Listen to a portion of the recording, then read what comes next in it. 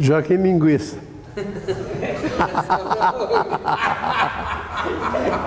Ele falou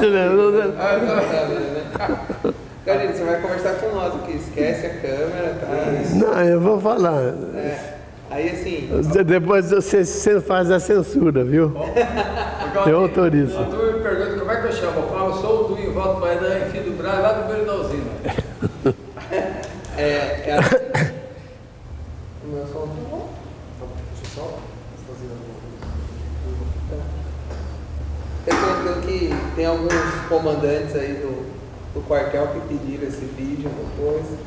Vai encaminhar para eles. Tá? Não tem problema, pode entregar à vontade. Porque se por acaso me prenderem, eu não tenho que me sustentar. Aí é um problema, né? Aí que é o problema, né? Galdino, a gente talvez tenha que fazer um outro, a gente vai na casa do senhor. Se não der, no momento que o senhor quiser parar, tudo aqui quem controla é o senhor, nós somos meros. Não, eu estou com pressa. Então vamos lá.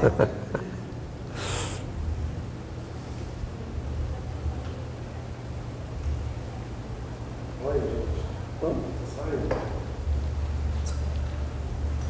Beleza, pode começar. Você vai perguntando, eu vou respondendo. Fazemos um diálogo. Na verdade, eu tô assim, eu pouco ligo para a gravação, eu quero mais é aprender com o senhor mesmo. Não sei se eu vou aprender, não sei. Esse que é o motivo aqui. Pinga fogo? Pode ir? Segunda entrevista, Comissão da Verdade, no dia 8/5/2014, gravando. Galdino, nome completo, por favor. Antônio Galdino, mais conhecido por Galdino. Data de nascimento, 5 de março de 32, mas registrado em 25 de março de 32. profissão, Atualmente sou um idoso aposentado. Deixa eu fazer uma coisinha aqui, ó. Isso aqui tá meio...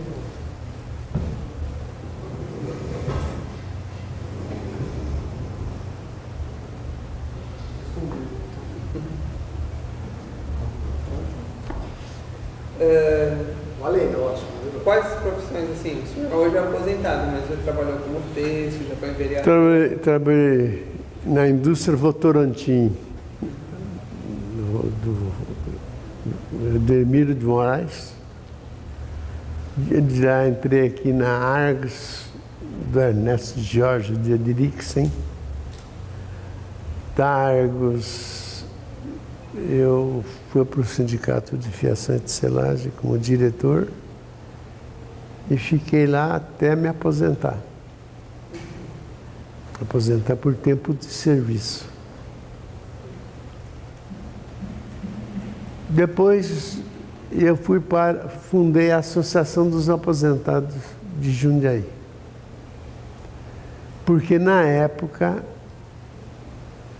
conseguiu, o movimento sindical conseguiu que se votasse a lei orgânica da Previdência Social.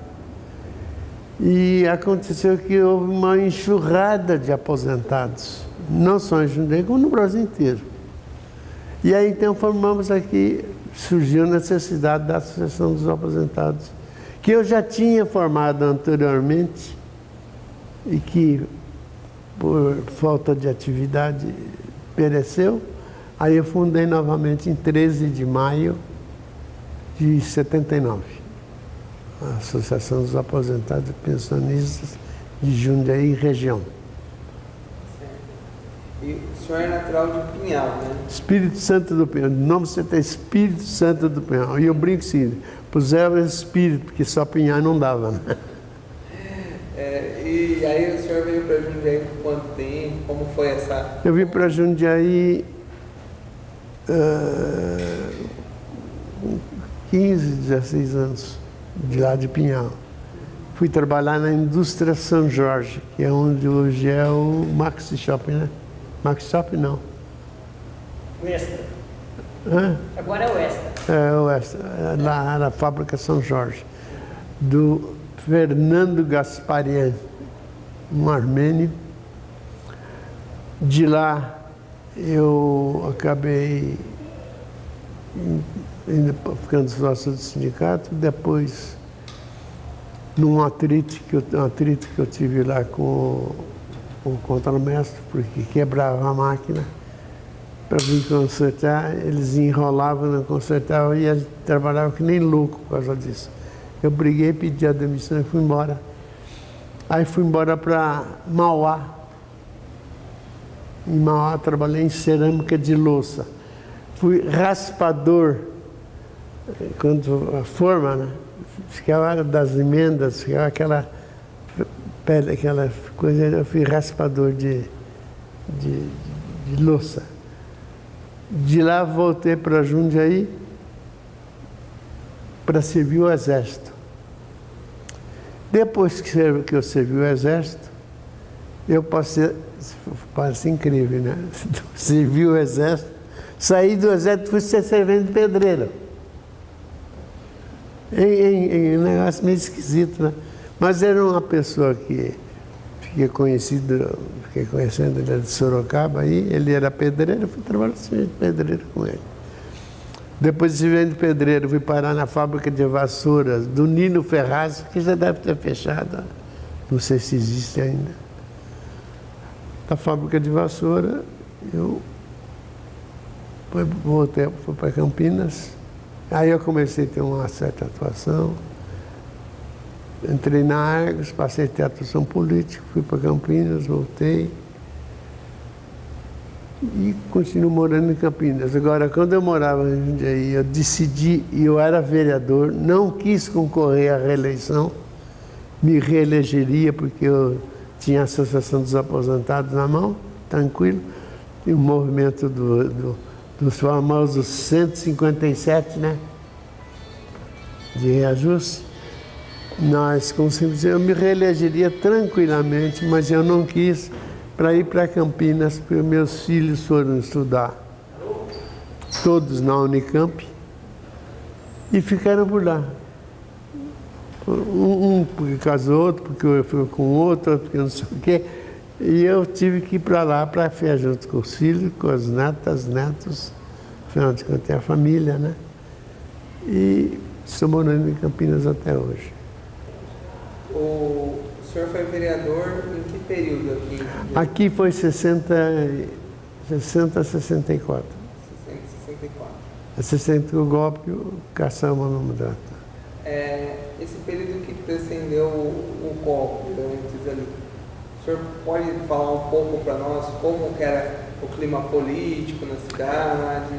Não, na Câmara Municipal, eu travava um debate muito sério com o Tarcísio Germano de Lemos, Valmor Barbosa Martins, que os dois estão vivos aí, e o Carlos Franco, que já morreu, infelizmente, que os três eram advogados. E o doutor Aguinaldo Bastos, se inscreveu e foi escolhido advogado da Câmara,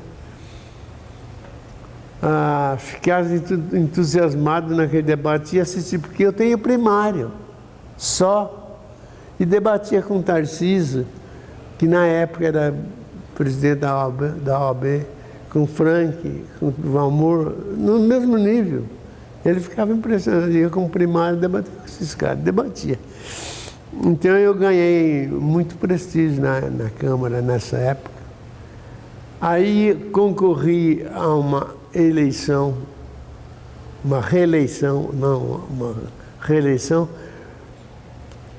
o partido não deu quórum.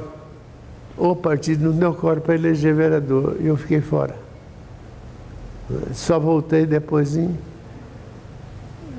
pelo PT, agora em 64, né? 64 eu voltei pelo PT. 84, perdão. Voltei, vereador pelo PT, fui reeleito. Eu tinha condições de me reeleger, porque eu estava aqui na Associação dos Aposentados, numa batalha, era vereador e na Associação dos Aposentados. E nós tínhamos conseguido uma vitória histórica até hoje, do famoso 147% de reajuste salarial. Então eu me reelegeria tranquilamente, mas eu não quis concorrer para poder ficar junto com os filhos e com os netos, e mudei para Campinas.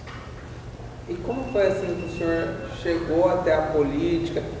Talvez pelo sindicato, como o senhor já disse, mas como entrou no sindicato? Na política foi o seguinte, em 63 eu tinha relação política com o pessoal do PSB, Tayá, Naman Tayá, acho que até já morreu, né? Eu tinha relações políticas com ele, ele era presidente do PSB, eu saí candidato pelo PSB, mas nessa época eu já estava no sindicato de fiação e selagem. Né? E eu mantinha contato e conversava com todas as pessoas, porque também nessa mesma época eu ingressei no PC.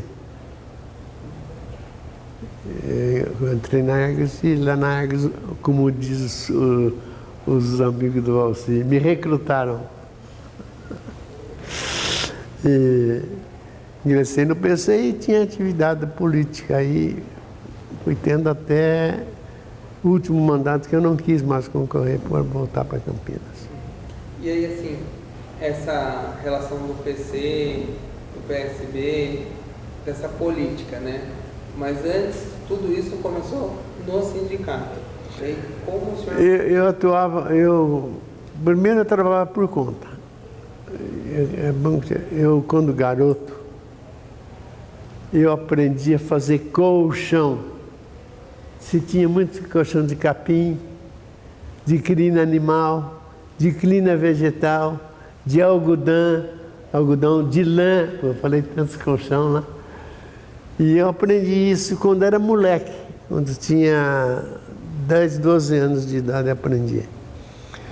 Quando eu briguei na costureira com o meu patrão, me encheu o saco, eu pedi a conta, o meu pai me disse, o que você vai fazer agora? Eu falei, vou de casa em casa, ver se tem colchão para fazer. E passei a fazer isso. Ia de casa em casa, lá em Pinhal. E passei a fazer colchão em casa, a trabalhar. Daí, um certo tempo, eu parei. Depois fui servir o exército, vim para Jundiaí.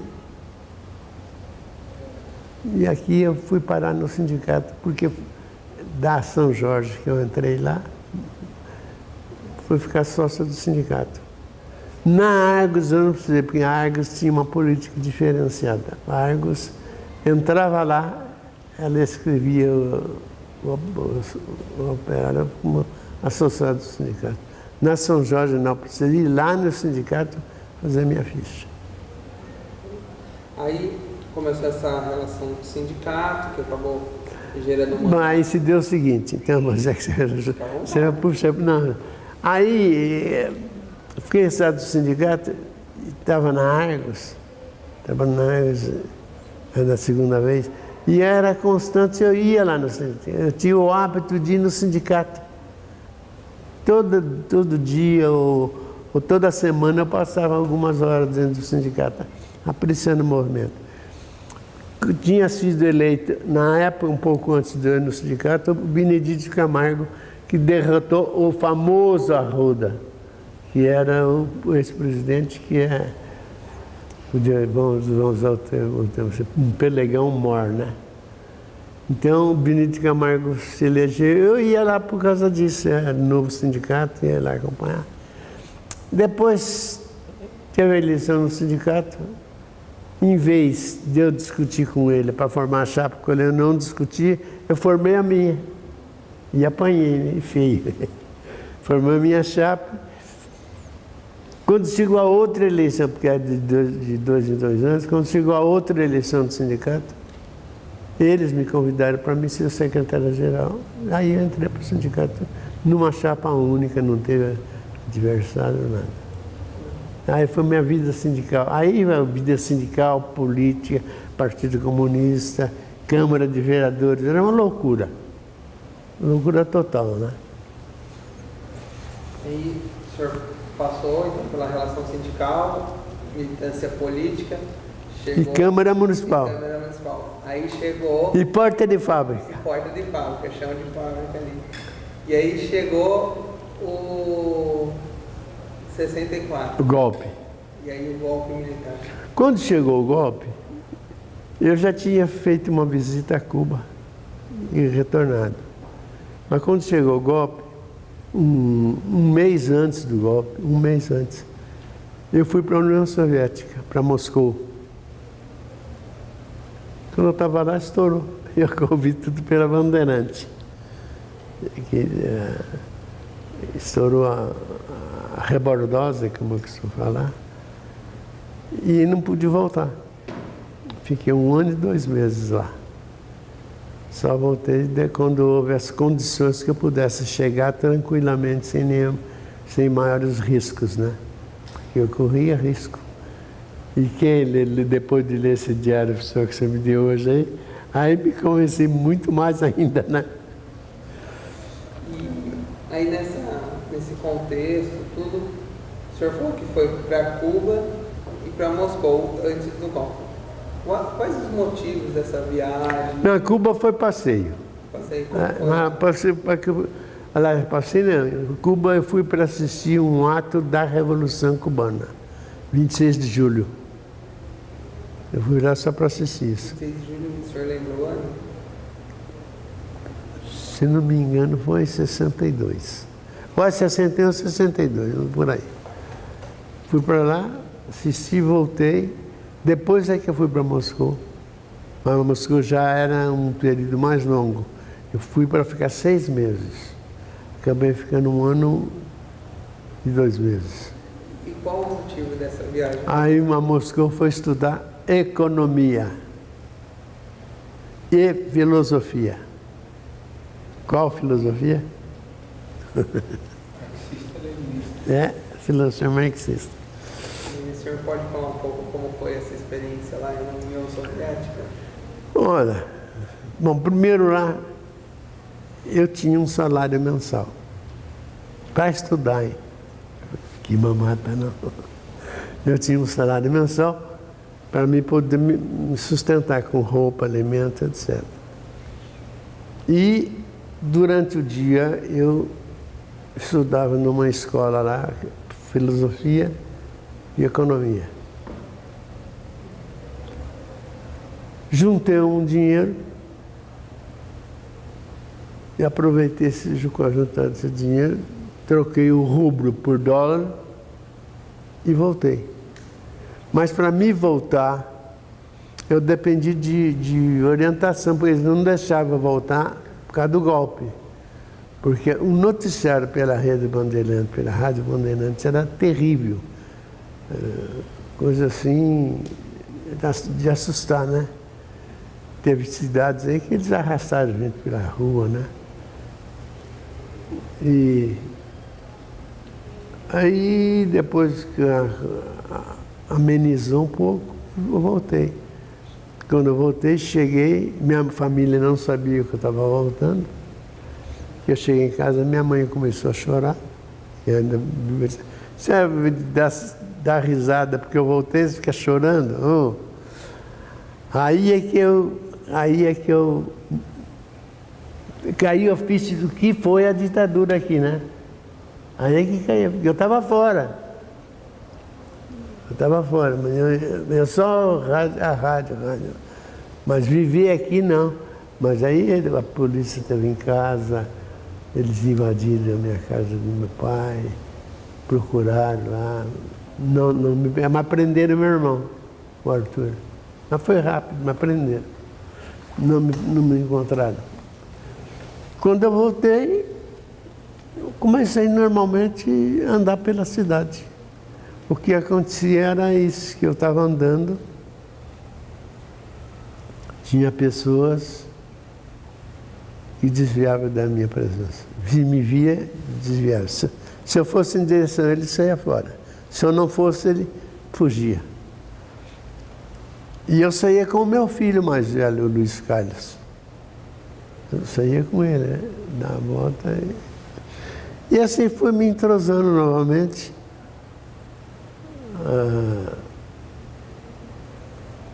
Aí fui candidato a vereador. Fui eleito vereador em 64. 2000, ele é de 2000 e 2004.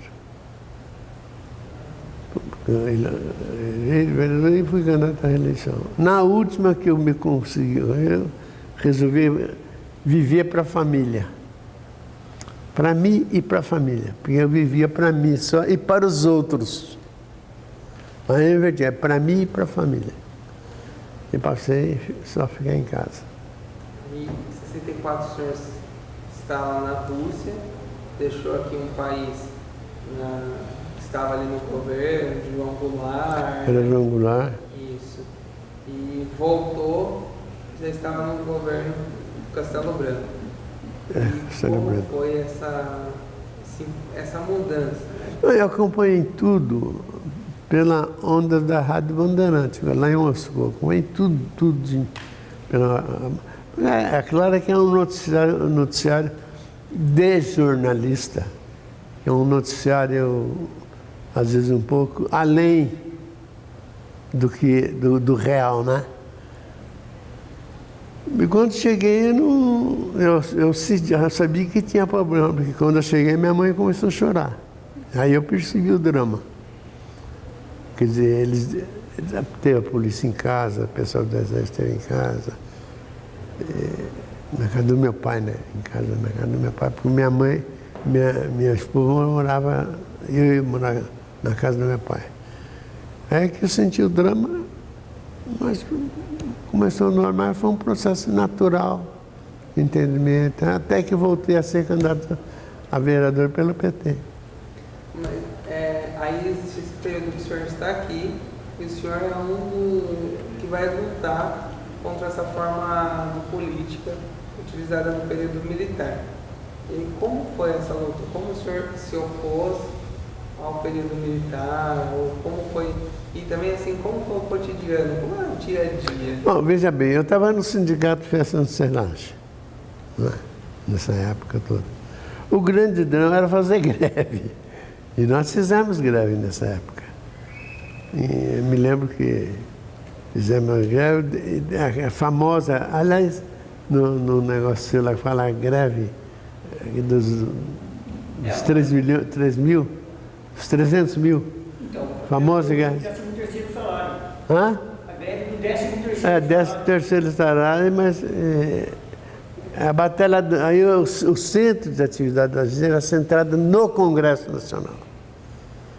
Tanto é verdade que o movimento sindical atuou de tal forma no Congresso Nacional, que com a Constituinte há muito reflexo na Constituição de hoje do movimento sindical, que atuava bastante lá. Aí o 13º foi uma greve que nós fizemos para arrancar o 13º, que enrolava e não saía. Depois teve a greve dos 300 mil, que foi uma greve por 18% de salário, ganhando 18% de aumento salarial. Aí eu fui acalmando. Câmara, aí era do que você tinha Câmara, sindicato, família. Era dose para elefantes, né? Então tinha um monte de dificuldades. Um detalhe, em decorrência do meu AVC, eu sofri 5 intervenções cirúrgicas na cabeça. E essas intervenções me gerou 2 problemas. Primeiro, esqueci uma série de coisas. E segundo, tenho uma dor nas pernas no caminhar terrível. Me dá dor nas pernas, não consigo caminhar muito. Até eu sempre brinco, meu problema é caminhar. Não dá para caminhar muito, não. Um tempo eu não corria, via. Agora, se eu andar 2 quarteirão, tu bota a língua de fora. Mas aí a idade, mas o fundamental foi aqui. Porque antes disso não tinha problema. E aí, assim, como que era o dia a dia mesmo no período militar? Porque, por exemplo, a gente pega um livro de história hoje, de ensino médio, ele vai falar dos grandes fatos do período militar. Mas e o cotidiano mesmo? Como que era a luta ali, estando, por exemplo... Era um arroz salarial violento. Esse é o grande problema que os trabalhadores enfrentaram. Foi um arroxo salarial terrível. Tanto é que quando a gente fez a greve dos famosos 300 mil, não tem problema, porque era arrochado mesmo. Então, houve uma tendência, uma política da ditadura de arrochar salário. No caso, beneficiando os empresários, que dava, no fundamental, a sustentação da ditadura. E assim, nessa linha de pensamento do senhor, é uma ditadura militar civil? E a denominação, cada um dá do jeito que quer, era uma ditadura. Militar civil, se fosse civil era ditadura, se fosse militar era ditadura, portanto, mas na verdade quem ditava as regras era o exército. Essa era a realidade. E aí o senhor, estando no PCB, um partido que vivia na clandestinidade, que era oposição ao regime, como que era organizado essa luta? Como que era feita essa luta? Cada comunista que tinha capacidade de reunir e organizar, fosse no sindicato, fosse na associação sindical, fosse em núcleos de bairro, fosse em qualquer lugar que ele atuasse, tinha e fazia alguma coisa. Eu acho que o grande mérito da época do Partido Comunista era de fazer movimento social constantemente. Era uma coisa que fazia mesmo, né? E o pessoal atuava, todo mundo atuava. Eu tenho uma vez eu estava com o Marighella em Campinas, na frente da estação ferroviária, tem aquela pracinha ali, né? Eu estava ali com o Marighella. Daqui a pouco vem o carro da polícia, brecou assim. Eu e o Marighella falando política, tá? E eu comecei, porque o Santos, foi como se virou o gol do Pelé, falando alto assim, gesticulando, a polícia parou, olhou e foi embora. Aí eu falei pro Marighella, puta, o que eles perderam aí? Aí o senhor então teve uma convivência com o Marighella? Eu tive contato com o Marighella, não é bem uma convivência, mas tive contato com ele. E eu não aceitava as teses dele, eu não aceitava. Inclusive tive discussão com ele nesse sentido.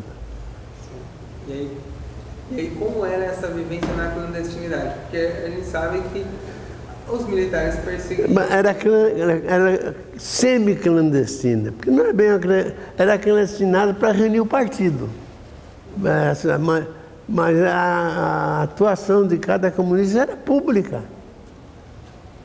A minha atuação era pública na Câmara, era pública no sindicato, era pública nos bairros.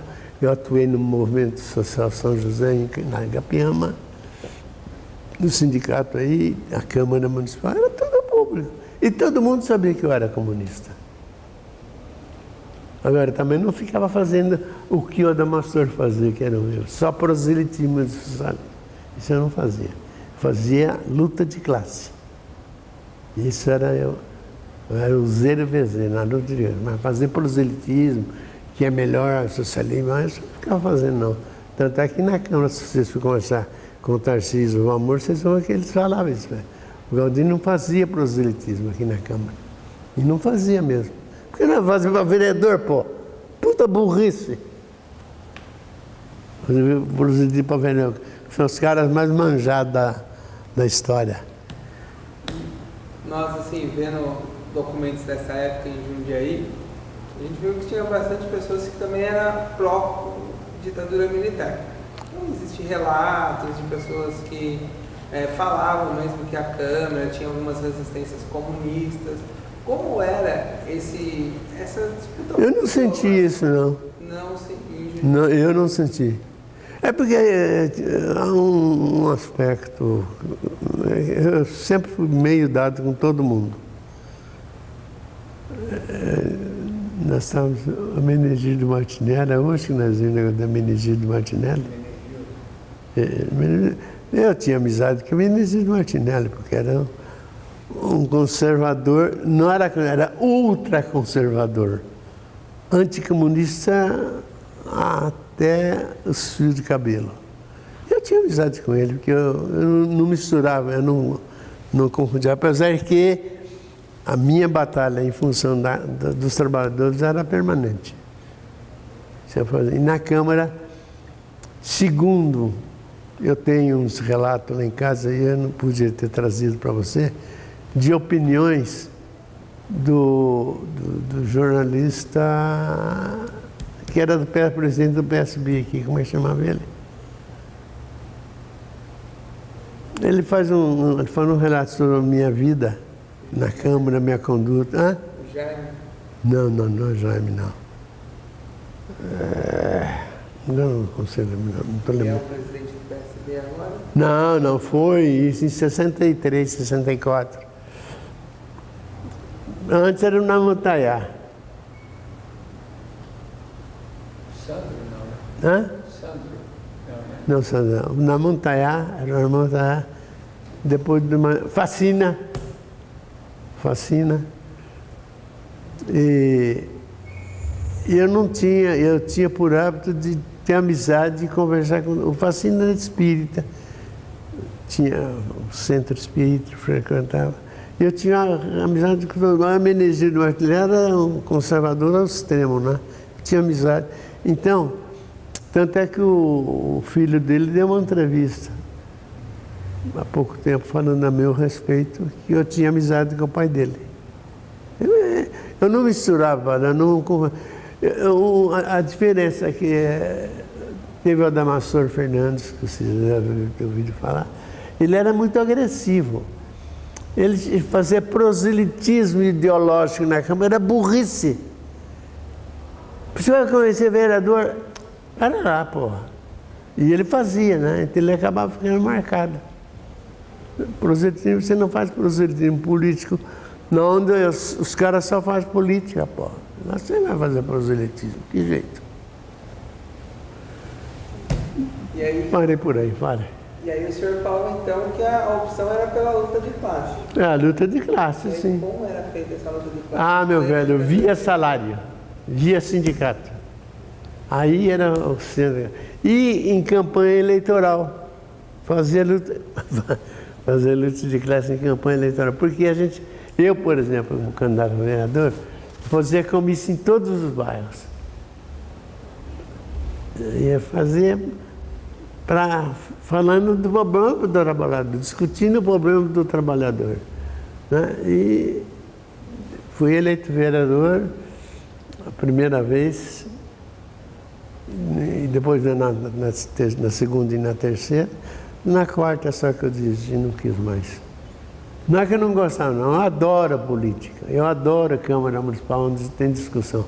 Pô, pega até, se você conhece a Tarcísio de Lemos, Valmor Balzano Martins, Carlos Franco, que morreu, que foi uma pena.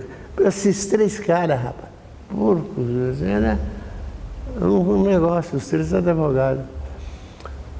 Aí eles pegavam do Duílio Garbati, que era Duílio Garbati. Duílio Garbati, era atrasadão. Antenor Fonseca, que era outro atrasadão. Pedro Raimundo, que era outro atrasadão. Alberto Costa. Esses caras estão todos na Câmara, você vê. Eram eleitos, mas eram pessoas que, do ponto de vista de Câmara, eram uma aberração. Ou era Maria Covai com as outras, não fazia nada. Mas, infelizmente, tinha isso. Nessa época a oposição era o senhor, o Adamastor. O Adamastor não era vereador. Na minha época, na verdade, o grande opositor era eu, se eu não me engano, era o Sacramone. Que era maquinista da Santa Jundiaí. Era o Carlos Gomes Ribeiro. Era eu e o Carlos Gomes Ribeiro. E o Valdemar Gerola, lá da colônia. E aí, essa era uma minoria ali, mas tinha uma grande importância, sofreu perseguições, correto? E essas perseguições que eram sofridas, que até levou o senhor a ser preso, o senhor pode falar como foi a prisão, como era essas Não, a prisão, as minhas prisão foram, eu vou dizer assim, duas. Uma foi quando eu estava na porteira da Paulista, distribuindo panfleto da greve geral dos 300 mil. Foi um dia só. Fui até o DOPS. Aí, esse que é interessante. Quando o pessoal da Argos Industrial, que eu trabalhava lá, soube que eu tinha sido preso e levado para o DOPS em São Paulo, fez greve na fábrica. Aí o Ernesto Jorge Dedrix, que era o dono, foi me tirar. É engraçado, né? Foi me tirar da prisão. Foi lá no DOPS. Greve. Foi lá me tirar. Depois eu fiquei 3 meses, que foi no banho. Teve preso o Julinho, Cabral, o Juca e mais outros que eu também nem saiba. Citaram meu nome na UBAN. Quando preso pela UBAN. Citaram meu nome. Um dia eu estou em casa, bateram, eu fui atender. Me apresentei, assim, nós Santana, mas eu estava de pijama. Aí o senhor está preso. Falei, tudo bem, não questiona, tudo bem. Só me dá licença de eu me trocar, tirar o pijama e pôr outra roupa. Aí um policial me acompanhou dentro de casa, fui lá, troquei e fui embora. Lá a barra era pesada, porque você podia não apanhar, mas vinha muita gente apanhar e morrer. Aí era duro. Quando eu tive com vários deles lá, um dia eu gritei até com um cara que estava me entrevistando, os caras falaram, Galdino, não faça isso, eles te matam. Aí é que caiu a ficha, né? Me irritou, o cara me encheu o saco, eu gritei, não faça isso, você se mata aqui. E depois de 2 ou 3 caras comigo lá, eles mataram mesmo. E como foi esses 3 meses lá no DOPS? Não, no DOPS foi tranquilo, porque minha esposa ia me visitar. No DOPS não tinha tanta rigidez como na UBAN. Agora, na UBAN, se você falasse bobagem, estava frito. Na minha cela, um cidadão lá, que eu não me lembro o nome dele, e era membro do PC, falou um monte de troço de reunião, e foram acataram ele, mas bateram nele, para ele falar, né? Aí eu falei para ele, mas que você fala bobagem aqui na guerra? Falei para ele, aqui minha velha assim, ó, não ouço, não vejo, não falo, não escuto. O que é isso? Não tem. E aí, de lá, eu fui para o DOPS. No DOPS já foi mais tranquilo. Então, na UBAN o senhor chegou a ser torturado? Sim, ele levei choque, levei pé do ouvido, pontapé, mas não foram mais do que isso, não. Mas choque eu levei. O choque é dose para elefante. Maquininha do dragão? É, a máquina do dragão. Se segurar, seu corpo derretia todinho. Puta que pariu. Mas não foi assim um negócio excessivamente... Com outros foram, mas mataram. Alguns mataram na pancada, né? Não era fácil. Não era.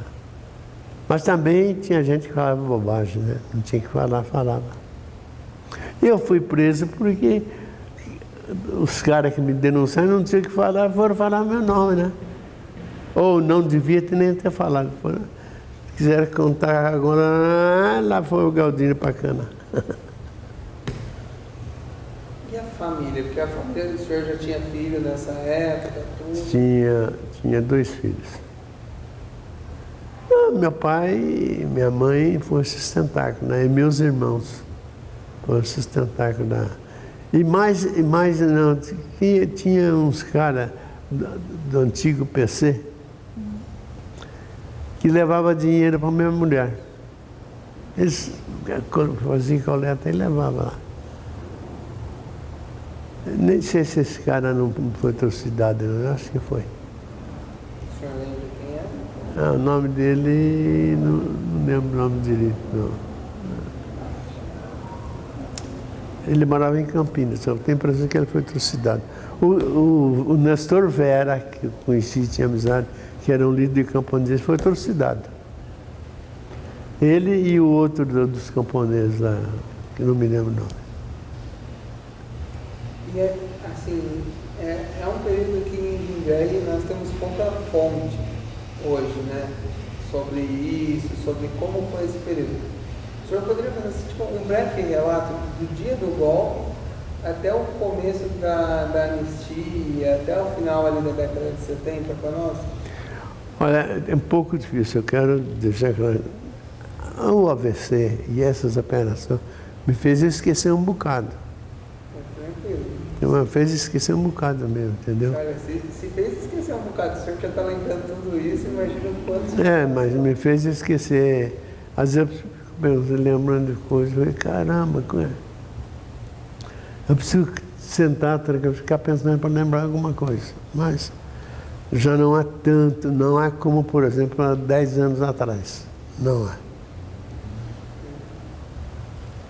Mas assim, essa década mesmo, porque a gente sabe que na década de 70 teve aquele milagre, pseudo, né, milagre econômico, os militares falavam que a economia cresceu, tudo, mas também em 70, na década de 70 a gente começou a passar por uma grande crise financeira, o que afetou diretamente os trabalhadores. E aí depois houve um arrocho salarial muito sério.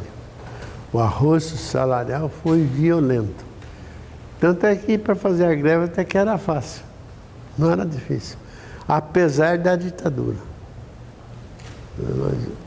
Era uma situação muito difícil. Assim, a gente sabe que tem alguns trabalhadores que lutavam contra a ditadura que eram perseguidos dentro da fábrica. Isso aconteceu com o senhor? Não conheci isso dentro da fábrica, não. Aliás, na verdade, a maioria dos trabalhadores não tomava posição. Quem tomava posição era quem tinha ambição na vida sindical, ia lá. Eu cito o exemplo, Laurindo de Almeida, como é que chama? O Dargos lá. O Laurindo foi tesoureiro do sindicato, você lembra, Cíndia? Leonísio Fontebasso. Esse pessoal, o CARP, era sindicalista, que não tinha relação política com os comunistas. Eu passei a ter uma atuação mais efetiva quando entrei no Partido Comunista. Aí a minha atuação foi efetiva, mano. E o PCB em Jundiaí? Hoje o partido não está mais na cidade, mas... Não sei. Como era o PCB nessa época aqui na cidade? Não era muito grande, não. É aquele negócio de fazer muito movimento e muito barulho para pouca gente. Né? Você pegar com o Valcir aí, pede para ele uma cópia para ele te dar, tem vários nomes de pessoas do PCdoB lá. Do PCB, não do B. PCB. Agora, o que você vai pegar assim, o PCB, Partido Comunista Brasileiro, era liderado pelo Luiz Carlos Prestes. O João Amazonas e mais, quem foi o outro? Pô, tem um outro. Maurício Gabriel, tem mais um outro. 3 que se opuseram ao Luiz Carlos Prestes. Pedro Pomar, isso mesmo. E nesse atrito, romperam com o Prestes, com o PCB e fundaram, porque o Prestes transformou PC, que era PCdoB, para PCB. Tirou o do. Aí os outros, não concordando, formou o PCdoB. Foi o Grabois. É isso aí.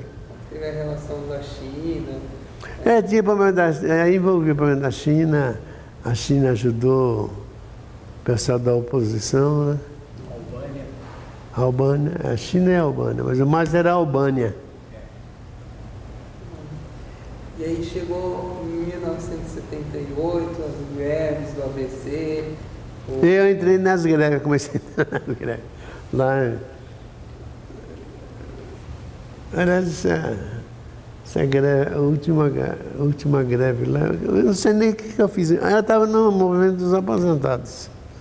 Eu vivia defendendo o movimento dos aposentados. E aí começou o que o filho... Aí começou a mudar o curso do processo sindical. Começou a mudar um pouco. Mas hoje, não sei, eu tenho algumas dúvidas.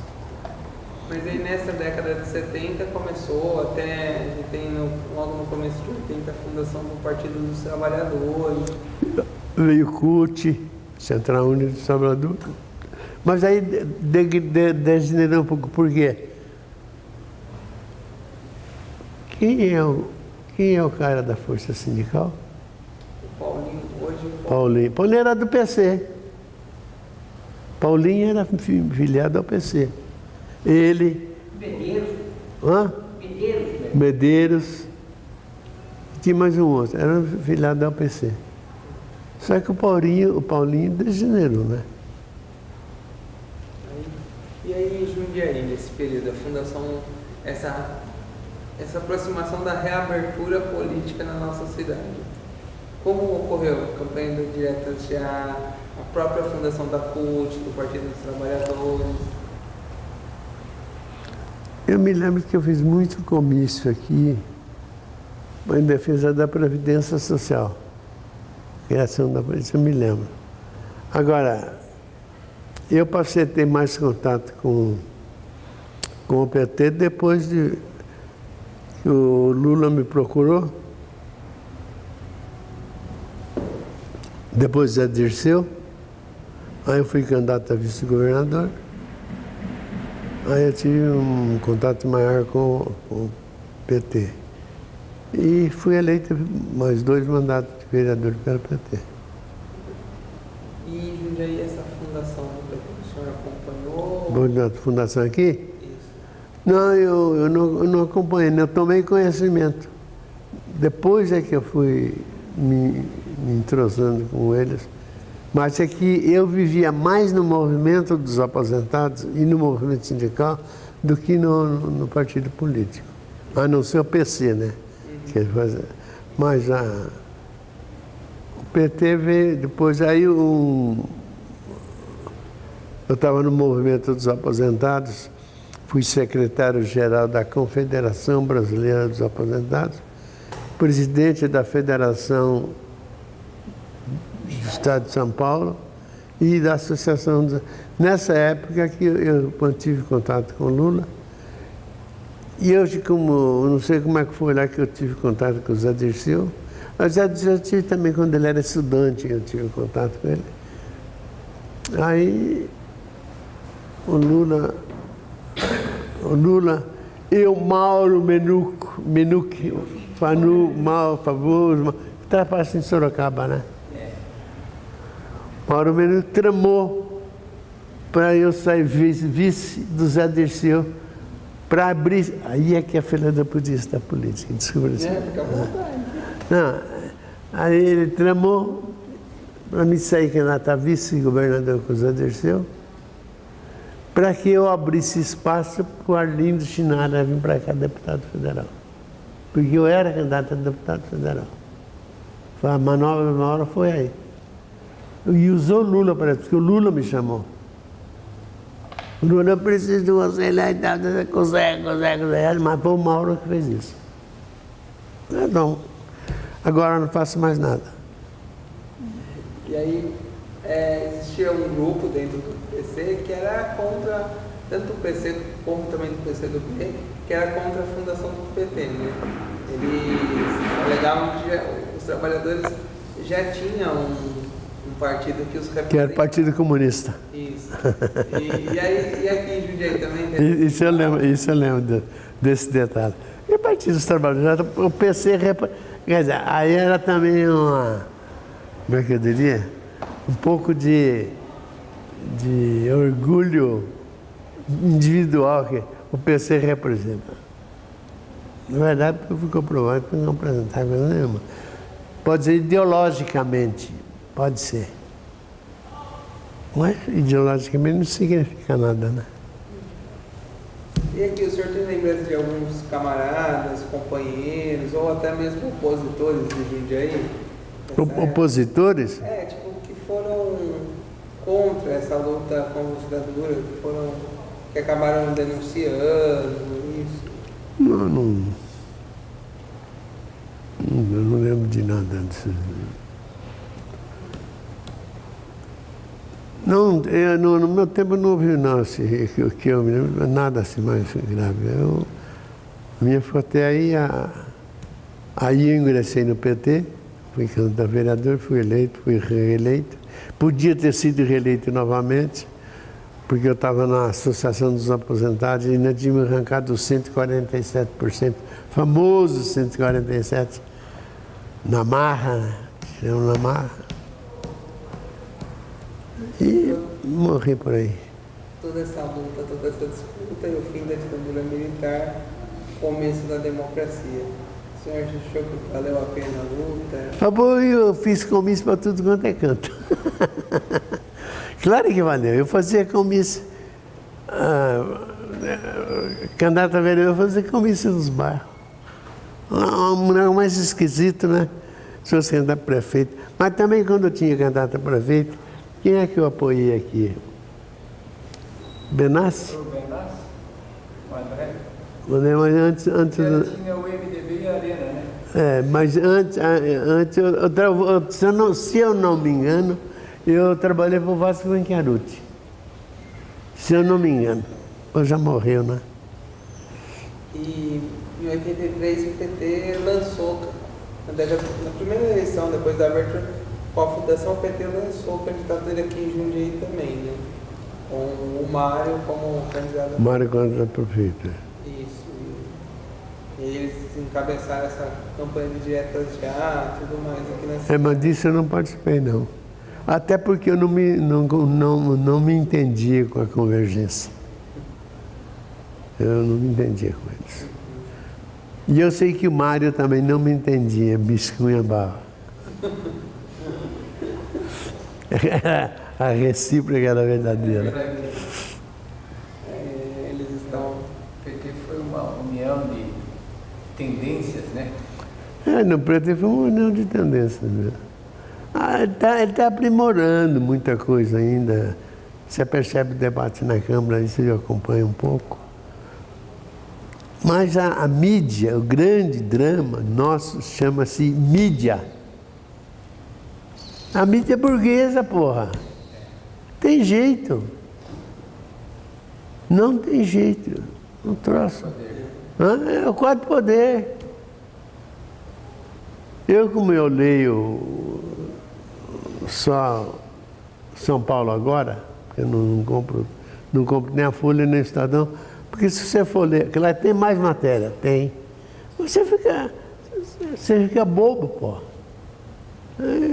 É demais o que o pessoal faz. Acabou? O senhor que sabe.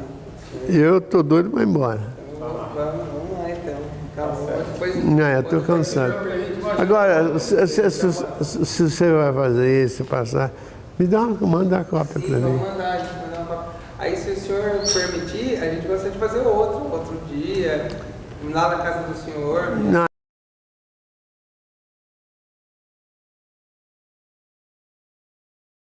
O Brasil completou 57 anos do golpe militar de 1964.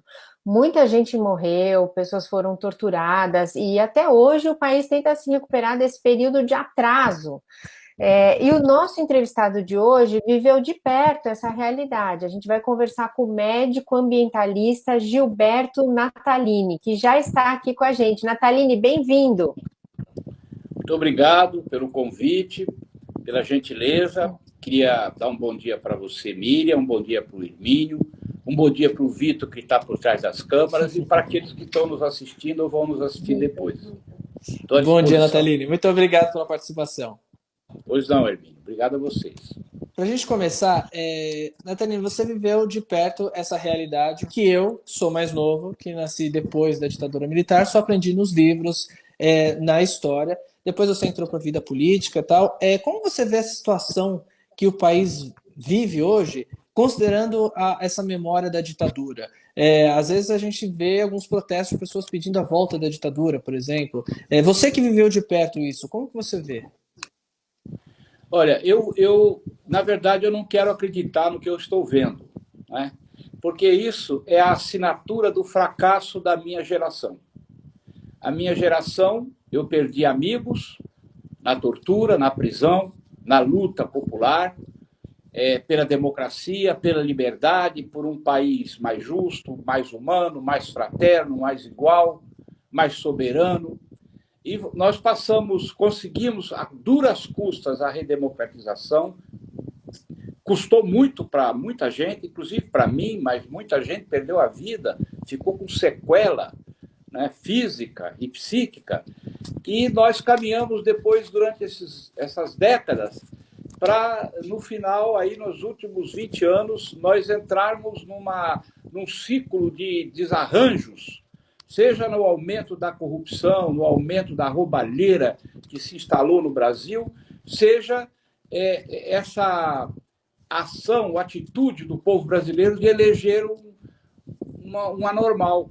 O presidente da República do Brasil, ele não tem os parafusos normais na cabeça. Então, eu brinco, né? Eu chamo o Bolsonaro de aloprado do mal. Desculpa a brincadeira, mas o aloprado tem o aloprado do bem, que faz bem para a humanidade, né? Que faz bem para o seu semelhante, e tem o aloprado do mal, que é o caso. Então, nós estamos num momento onde todas as forças das trevas, né? As forças que admiram torturadores, que gostam de defender a tortura, vieram à tona, puxados por esse nosso mandatário brasileiro que está eleito aí, que está governando. Pois o Marco, que é redator aqui do canal, ele fala que a gente está vivendo um momento assim, sabe quando você levanta aquela pedra do jardim e tá cheio de bichinho lá embaixo, você não sabe nem direito o que fazer? Essas atitudes do presidente que começou já louvando um ditador, né, o Ustra, levantou essa pedra, agora a gente não sabe o que faz com esses bichinhos aí, né, Nataline? Agora, eu queria perguntar para você o seguinte, como é que andam os trabalhos da Comissão Nacional da Verdade? Eu sei que você, inclusive, teve um embate com o Ustra na comissão, queria que você contasse um pouco sobre isso. Bom, eu fui, aqui em São Paulo, eu fui vice-presidente da Comissão Municipal da Verdade, que foi instalada em 2012. Eu fui vice-presidente... municipal, falei errado, então. Comissão Municipal da Verdade, da tá. Câmara Municipal de São Paulo. Eu Entendi. era vereador, fui vereador até 2020, e depois não quis me candidatar em 2020, por já 5 mandatos, né? Então, na primeira comissão, nós introduzimos esse relatório. O presidente foi o vereador Ítalo Cardoso e eu fui o vice-presidente. Aí, na segunda comissão, que foi na legislatura seguinte, eu propus a continuidade da Comissão da Verdade da Câmara Municipal, que se chamava Comissão da Verdade Vladimir Herzog, e aí nós produzimos, durante todo aquele tempo, esse relatório, que é um relatório muito completo, está no site da Câmara e está no meu site, nataline.com.br. Aqui, nesse relatório, nós resumimos o trabalho que nós fizemos, um trabalho extremamente sério, não foi um trabalho tendencioso, a gente chamou quem era do regime e chamou quem foi vítima do regime. Então vieram Delfim Neto, que nós convidamos, veio Paulo Egídio Martins, que nós convidamos o próprio Ustra, nós convidamos, ele não aceitou nosso convite. O delegado Gravina veio até a porta da comissão, quando ele viu a imprensa lá, ele saiu correndo e não quis dar depoimento. E veio também os presos políticos, as pessoas que sofreram, presas políticas também, que sofreram os maltratos. Então, nós investigamos aqui com muito detalhe a morte de Juscelino Kubitschek de Oliveira e concluímos, né, com 112 quesitos importantes que Juscelino não morreu morrido, Juscelino morreu matado, aquele acidente foi provocado lá na Dutra. Nós investigamos aqui a questão do general Amaury Cru, ouvimos um major farmacêutico, já com 90 anos, que nos contou que o que ele viu quando o presidente da Fiesp levou ao general Mauri Cruz 6 malas contendo dinheiro. Foi no laboratório desse farmacêutico que foi o encontro, ele viu, presenciou isso, ficou muito revoltado, deixou o exército. E depois nos contou, depois de mais de quase 60 anos, ele nos contou o que ele tinha visto ali naquela ocasião do general Mauri Cruz. Então, o livro é muito interessante, muito bem escrito, muito bem feito, muito fiel. E a comissão entregou esse relatório, né? Nós, por exemplo, na comissão, Miriam, nós restituímos o mandato de 43 vereadores da Câmara Municipal de São Paulo que foram cassados desde 1937 por perseguição política. Nós fizemos um ato, os que estavam vivos eram poucos, vieram, as famílias vieram, e nós outorgamos o diploma de vereador, reintroduzimos o mandato daquelas pessoas que foram cassados por perseguição ideológica. Foi um ato muito bonito, uma das coisas mais bonitas que eu já vi na minha vida foi aquele ato na Câmara que a Comissão da Verdade proporcionou. E também fizemos a lei para modificação de nomes de rua, por exemplo, o Minhocão mudou para chamar Elevado João Goulart. Por exemplo, estou dando um pequeno exemplo, mas teve outras. A questão dos atestados de óbitos para indigente, por causa da vala de Perus, foram medidas práticas que a Comissão da Verdade, que eu presidi na Câmara, produziu. Nataline, uma coisa que chama muita atenção, eu já vi muitos historiadores falando disso, que o Brasil não enfrentou o seu passado. Se a gente compara com outros países latinos que tiveram ditaduras que foram muito sanguinárias, muito violentas, como o Chile, a Argentina, o próprio Uruguai, nesses países, os militares que estavam no poder, a maioria acabou sendo preso, eles cumpriram pena, foram condenados pelos crimes. E aqui no Brasil a gente teve a Comissão da Verdade, mas a gente não teve militares sendo presos sobre isso, né? Esse é um problema do Brasil, e por isso que hoje muitas pessoas pedem essa volta da ditadura, como muita gente fala? Eu acho que o Brasil é um país que ele não resolve bem os seus problemas de fundo. Por isso que o Brasil é o que é. Não sei se vocês já viram o livro do Marcos Costa, chamado A Curvatura da Banana. É um livro muito interessante que eu recomendo para a gente ler e conhecer melhor o Brasil, a análise que ele faz. Então, no campo, por exemplo, da corrupção, o Brasil passa pano demais nos corruptos, né? Na corrupção, no processo de corrupção que existe no país desde o descobrimento, mas que se avolumou muito nos últimos tempos. O Brasil passa pano, o Brasil perdoa, esquece, releva.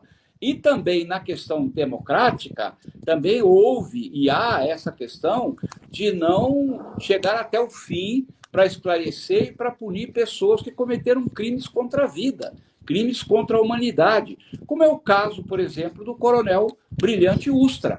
Eu conheci o Coronel Brilhante Ustra porque eu fui preso por ele e fui torturado por ele e a equipe dele. Eu sei do que tratava a pessoa, se eu posso chamar aquilo de pessoa, do Coronel Brilhante Ustra, né?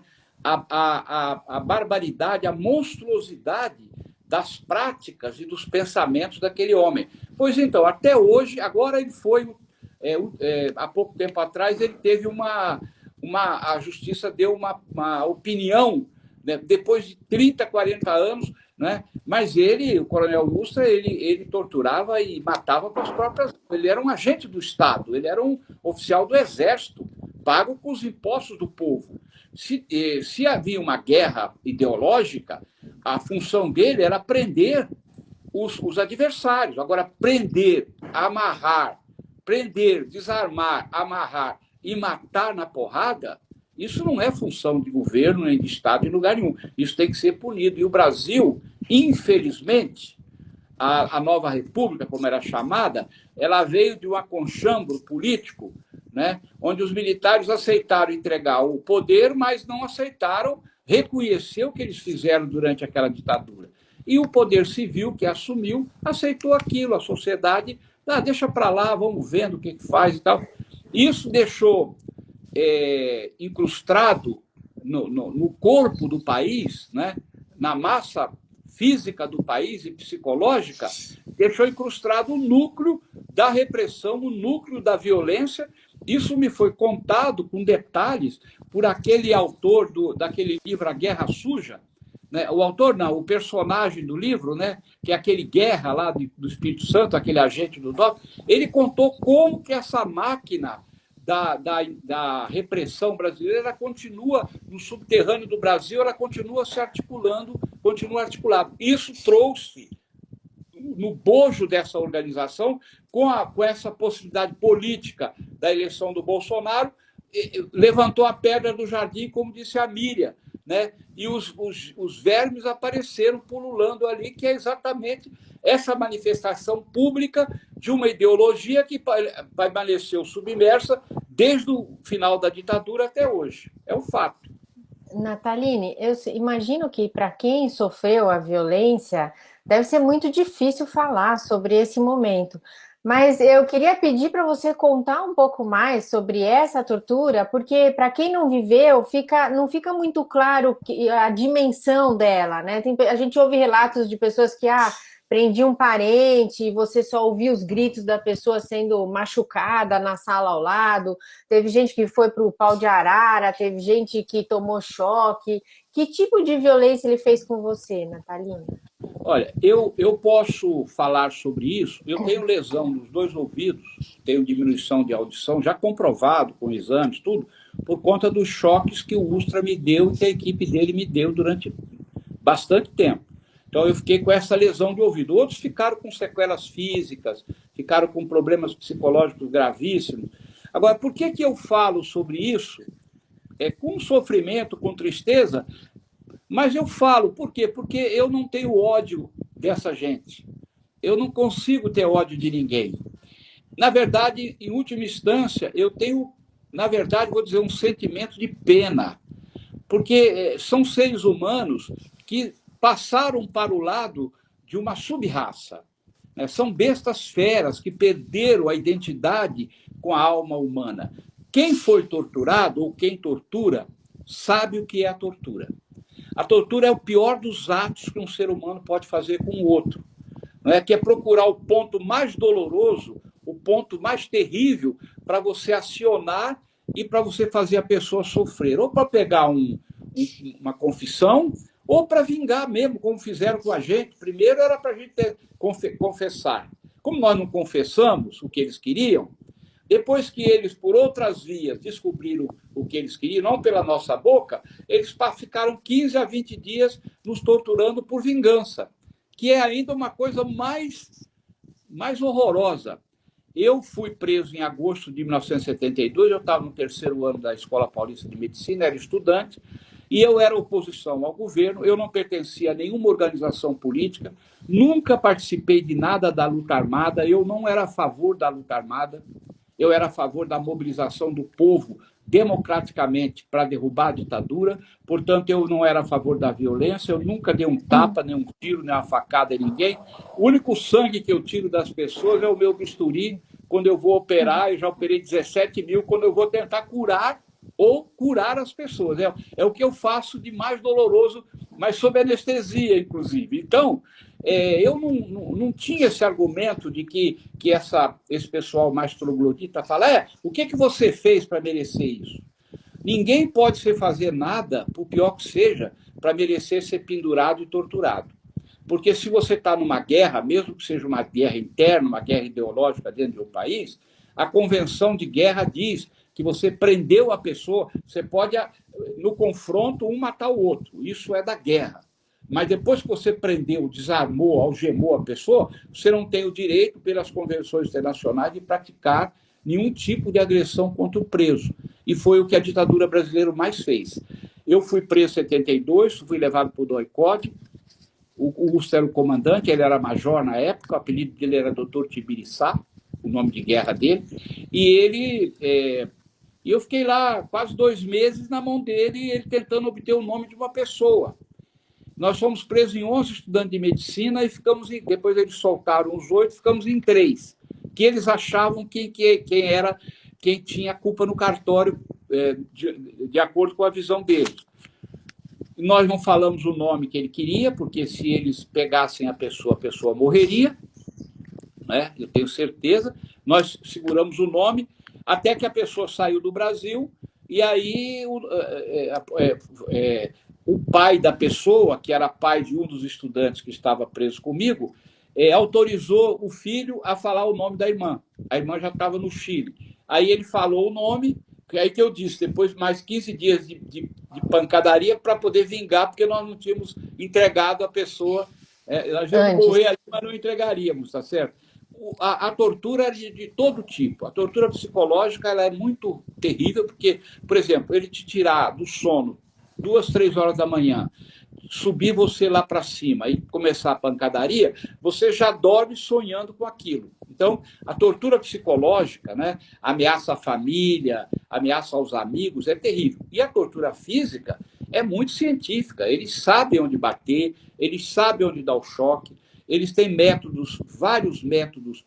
Os métodos vão crescendo de acordo com a necessidade que ele tem que você se entregue, né? Afogamento, cadeira do dragão, pau de arara, sessão de pancadaria. A mim, por exemplo, o Ustra colocou 2 latas de Neston vazia, de cabeça para baixo, e botou água na sala e me pôs sem roupa, em pé em cima daquelas latas, com fios ligados no corpo inteiro, e ficou horas e horas e horas de uma madrugada dando choque em mim, batendo com um pedaço de madeira, batendo e dando choque para eu dizer o que ele queria, né? Eu não disse, mas aquilo é extremamente doloroso, porque eram mais ou menos umas 15 pessoas dentro de uma sala, eu no meio, e cada um batia um pouco. Cada um gritava alguma coisa, cada um dava um soco, enfim, eu passei por isso. Eu vi gente que entrou lá viva, falando, subiu, gritou 3 noites e saiu arrastado e morto. Eu vi. Isso a gente viu, porque a cela dava visão para o corredor e a gente via a movimentação e os próprios carcereiros contavam, fulano acabou de virar presunto. Isso era normal, entendeu? A gente via isso lá. Então era uma casa de horror. Nem o demônio teria capacidade de infligir tanto sofrimento num ser humano como o doicode, a repressão da ditadura e o coronel Brilhante Ustra fizeram naquele período. Nataline, para a gente encerrar, o senhor estava citando as barbaridades, as crueldades sofridas no doicode, no DOPS, enfim, nos órgãos de repressão da época. Aqui em São Paulo, a gente tem o Museu da Resistência, que era justamente onde funcionava o doicode, ali no centro, perto da Luz. O DOPS. Isso, o DOPS, perdão. O DOPS, onde funcionava... Isso, perdão. Em outros países a gente tem museus da resistência, a gente tem museus da ditadura, na Argentina, no Chile. Falta essa educação para passar para as novas gerações do que aconteceu, para a gente aprender a história, para ela não se repetir? Olha, falta sim, né? E isso é um processo de educação. Eu faço muita palestra em faculdade, mesmo para secundaristas, e eu sempre conto a minha experiência, né? Eu não falo mentira, tudo que eu estou falando aqui é a realidade, é a verdade. Então, as pessoas ficam muito espantadas porque o pessoal mais novo não sabe o que aconteceu, né? Não tem essa vivência, né? Porque a gente conquistou a liberdade e depois que conquistou a liberdade, a pessoa quer usufruir a liberdade até muitas vezes de maneira muito irresponsável. Mas falta sim, né? A gente precisa sempre ter essa memória. Eu dei um depoimento lá no Museu da Resistência, ali no DOPS. Eu fiquei preso no DOPS 15 dias. Depois que a Alban me liberou, me levaram lá. Eu conheci o delegado Fleury, o delegado Magnotti, aquelas figuras dantescas que não usavam farda, mas usavam a máquina de choque e o pau de arara também. Lá nós não sofremos tortura, nós fomos para lá, como eles chamavam, cumprir pena, ficar mais 15 dias lá até ser colocados na rua. Aí depois de 6 meses eu fui julgado na auditoria militar, ali na rua Brigadeiro, na segunda auditoria, e a banca de julgamento me declarou inocente. Aí eu caí na besteira de perguntar para o juiz, era o juiz e 3 ou 4 militares na banca. Falei, seu juiz, e tudo que eu sou inocente, vocês estão me declarando inocente, e eu sou inocente porque eu nunca fiz nada contra o meu país, contra o meu povo. Agora, e o que eu sofri lá no doicode? Vai acontecer o quê? Ele falou assim, olha, bem baixinho, se você começar a reclamar muito, eu mando você de volta para lá. Isso foi o juiz Paiva, da 2ª Auditoria Militar, que disse para mim, vocês veem a barbaridade. Mas nós temos que contar isso para todo mundo. Hermínio, quando eu saí do ECOD, o capitão Birajara me chamou lá numa salinha e disse assim, olha, rapaz, você não conta isso para ninguém, guarda isso para você, porque você pode voltar para cá e aí você não sai vivo. Porque eu fui ao DOPS, quando o DOPS me liberou, a gente voltava no DOI-CODE, quem soltava a gente era o DOI-CODE, quem botava na rua. E eu saí por aquele portão ali atrás do DOI-CODE e peguei um táxi. A primeira pessoa que eu comecei a falar foi para o motorista de táxi. Eu falei, rapaz, você sabe o que é isso aqui? Isso aqui é a sucursal do demônio, do inferno. E contei para o cara me deixou em casa com os cabelos arrepiados. Nunca mais parei de contar. Vou contar até morrer, porque nós não queremos que isso se repita no Brasil. Tá certíssimo, certíssimo. E muito importante o seu depoimento, Natalina. Eu queria agradecer muito a sua presença aqui no café. E achei lindo o que você disse, que apesar de tudo isso, não tem raiva aí dentro do peito. Não tenho raiva. Quando eu estava na residência, no Hospital do Servidor, eu consultei, eu estava na ortopedia, lá no estágio de residente, chegou um sujeito com a muleta com o pé quebrado. E eu reconheci ele. Ele era um torturador que tinha me batido muito no DOI-CODE. Isso foi em 76, Nossa. Eu apaguei em 72, era ele, eu reconheci ele, eu lembro dele. Aí eu atendi ele, botei ele na mesa, peguei uma seringa, uma agulha bem fininha, botei anestesia. Está doendo? Não está doendo, não está doendo nada. Aí eu injetei anestesia, o pé dele ali, local, fiz a redução da fratura, botei o gesso, sentei na mesa, falei, vem pegar a receita. Aí ele veio, eu falei, você lembra de mim? Olhei na cara dele, você lembra de mim? Ele falou, não estou lembrando, não sei quem você é. Eu lembro perfeitamente de você, você me bateu muito no DOI-CODE, quase me matou na pancada. Então eu quis mostrar para você hoje como que um ser humano tem que tratar o outro, mesmo que o outro seja o seu torturador. Ele levantou com um pé só, com gesso, largou a muleta, saiu pulando no corredor, largou a receita, nunca mais eu vi a cara do sujeito. Mas eu vinguei da tortura dele, fazendo outro tipo de provocação, mas tratei ele bem como médico, que é a minha obrigação. Então, raiva, ódio de torturador, eu não tenho, eu tenho é pena, porque eles têm que voltar para a raça humana, como disse uma vez Dom Paulo Evaristo Arne para o Coronel Usta. Volte para a raça humana, foi o que ele disse. Muito obrigado, Nataline. Nataline, parabéns, viu, pelo recado. Começamos a sexta-feira muito bem com você. Obrigada. Obrigado muito a você, obrigado, Miriam. bom dia, até a próxima. Até a próxima.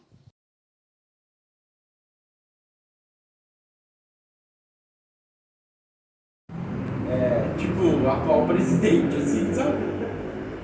E aí, quando meu pai fez 14 anos, meu pai foi convocado para a guerra em Angola.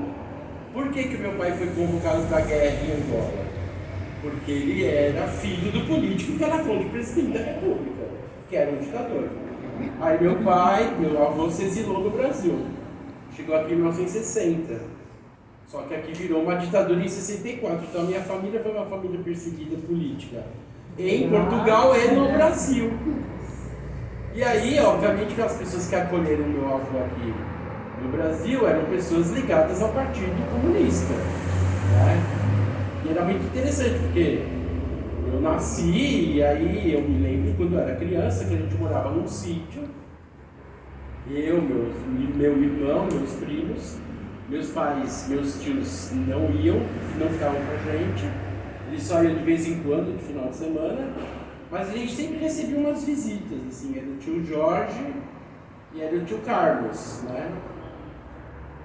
A gente era o tio Jorge e o tio Carlos, beleza. E aí, né, eu, num certo momento, por que eu estava falando isso? Por causa do jogo, né? Toda a lição, né, que a gente não fazia lição de aprendizagem da escola, a gente recebia as lições de uma escola essas de irmãs que eram da teoria da libertação. Por quê? Porque nós éramos perseguidos, então a gente só foi para a escola formal depois que teve anistia, né, quando o Enfio voltou e começou o processo de redemocratização no Brasil. E aí o jogo, né, nenhuma atividade começava sem eles fazerem um jogo de dama. Era muito legal. O jogo de dama era o que aguçava o raciocínio lógico, né? E foi uma fase bem interessante, né? A minha família foi perseguida, né, na época da ditadura. Enfim, foi terrível, mas hoje lutamos muito a favor do processo democrático. E é isso.